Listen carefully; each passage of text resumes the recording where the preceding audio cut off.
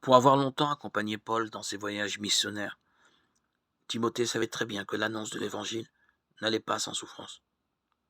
On connaît la longue liste que Paul fait de ses tribulations dans la deuxième lettre aux Corinthiens.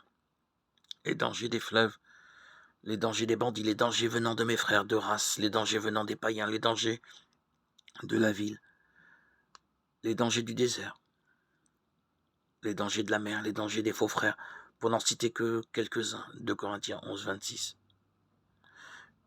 Timothée savait mieux encore en qui Paul avait puisé la force de persévérer jusqu'au bout.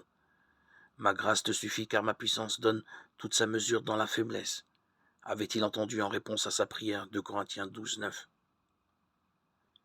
Avec la force de Dieu, prends ta part des souffrances liées à l'annonce de l'Évangile, de Timothée 1, 8.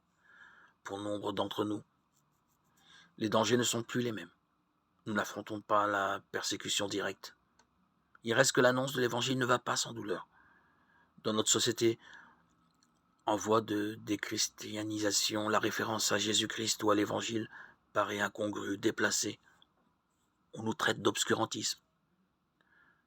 Et on parvient à nous faire croire que l'Évangile nous commanderait de tout approuver.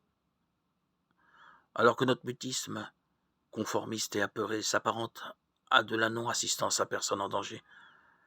Lorsque le prophète Isaïe dénonçait la perversion rampante de la société de son temps, malheur, il déclare bien le mal et mal le bien, Isaïe 5, 20. Il ne faisait que dire tout haut ce que nous pensons trop souvent tout bas.